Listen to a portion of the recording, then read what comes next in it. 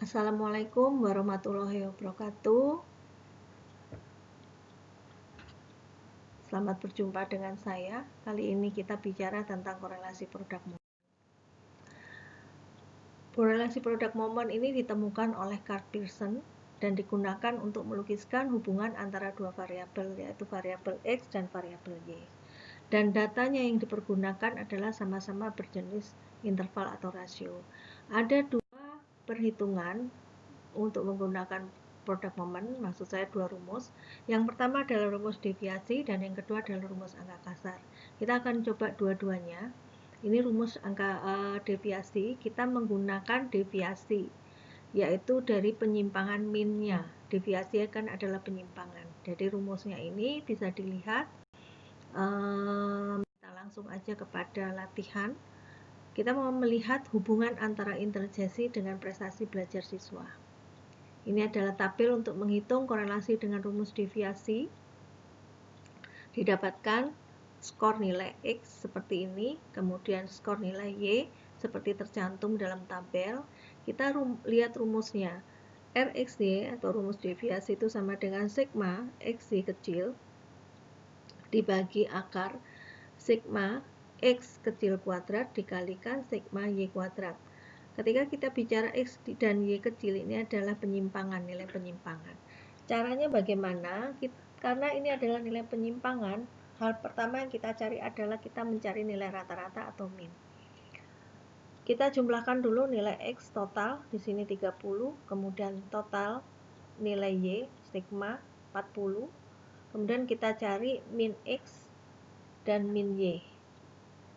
Ini rumusnya, kita cari sigma X dibagi N, untuk min X nya 30 dibagi 10 sama dengan 3, untuk min Y nya 40 dibagi 10 sama dengan 4. Kita temukan min X nya adalah 3 dan min Y nya adalah 4. Nah, untuk melihat penyimpangan, X penyimpangan atau deviasinya berapa, itu adalah X sama dengan X nilai X dikurangi min X. Nah, kita lihat di sini minus 1 didapatkannya dari mana? Minus 1 didapatkan dari nilai X di sini, X besar dikurangi dengan min X-nya 3. Berarti 2 dikurangi 3 adalah 1. Demikian seterusnya. 4 dikurangi 3 1, 2 dikurangi minus dikurangi 3 minus 1, 3 dikurangi 3 0, 5 dikurangi 3 2, 2 dikurangi 3 minus 1, 4 dikurangi 3 1, 3 dikurangi 3 0, 3 dikurangi 3 0, 2 dikurangi 3 minus 1. Untuk penyimpangan dari Y itu sama, penyimpangan Y sama dengan nilai Y dikurangi min atau rata-rata Y. Anda lihat di sini, di kolom pertama ini didapatkan minus 2 adalah dari mana? Dari nilai Y-nya ini dikurangi dengan min 4 dalam hal ini. Didapatkan minus 2. Untuk ke bawahnya perhitungannya sama tadi dengan X ya. Kemudian kita kalikan, kolom berikutnya kita kalikan nilai penyimpangan kuadrat, sehingga didapatkan minus 1 dikuadratkan 1, 1 dikuadratkan 1, kemudian 1, 0, 4, 1, 1, 0, 0, 1. Kita jumlahkan ada 10. Sama halnya dengan nilai Y ini, Y kuadrat itu adalah 4 minus 2 dikuadratkan 4. Kita hitung ke bawah sama 1, 4, 0, 1, 1, 16, 4, 1, 4.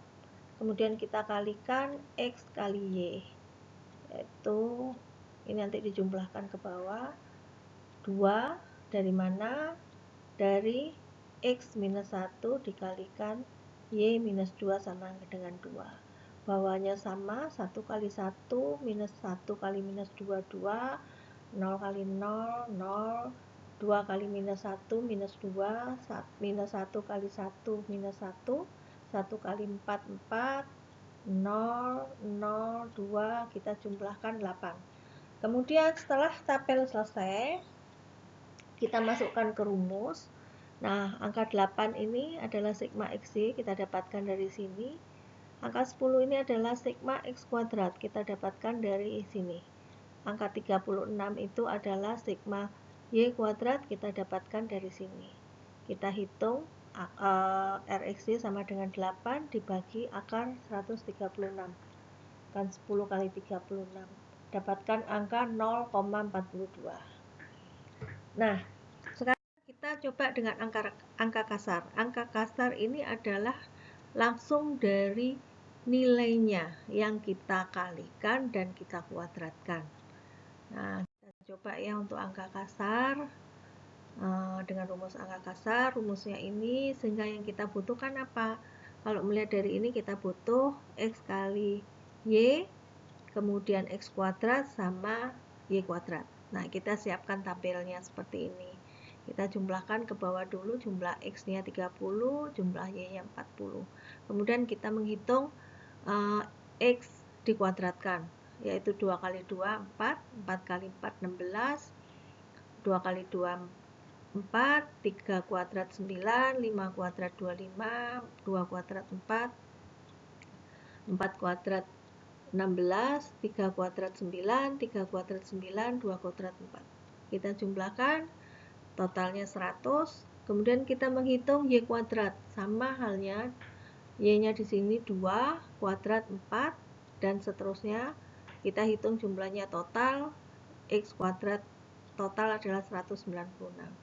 Untuk X kali Y, yaitu 2 kali 2, 4, 4 kali 5, 20, 2 kali 2, 4, dan seterusnya sampai ke bawah. Kita hitung, kemudian total kita hitung. Sekarang kita tinggal masukkan ke rumus. N 10,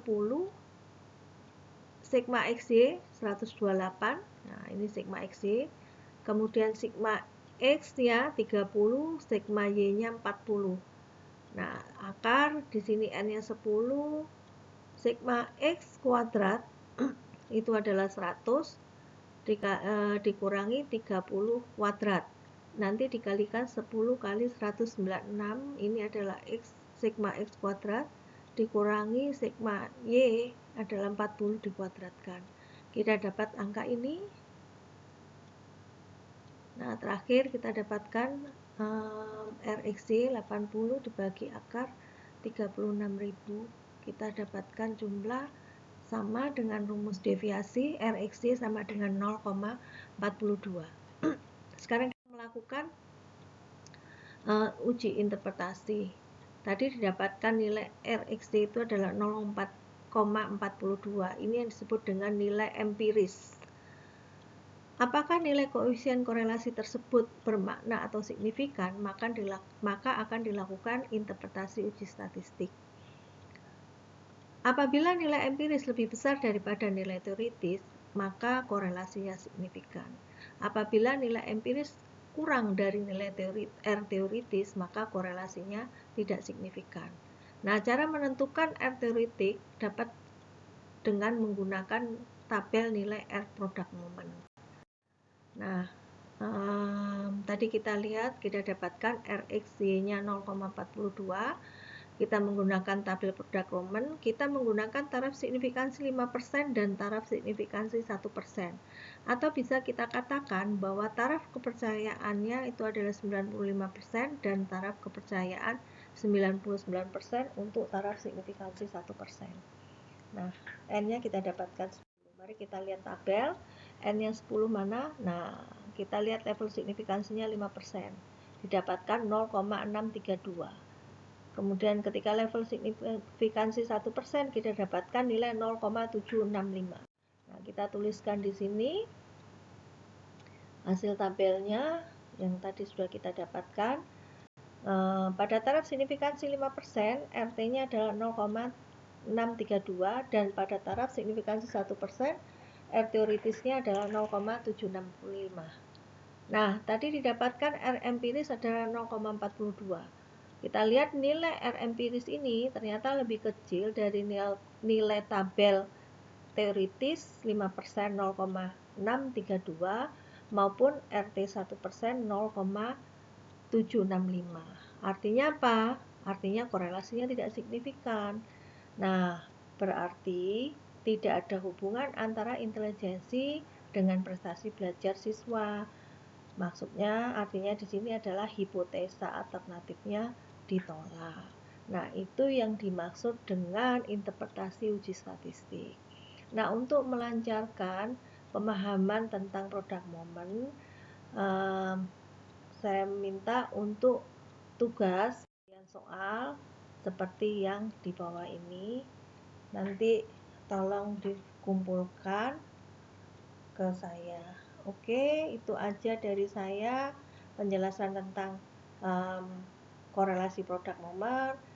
Sampai jumpa di sesi berikutnya. Terima kasih. Wassalamualaikum warahmatullahi wabarakatuh.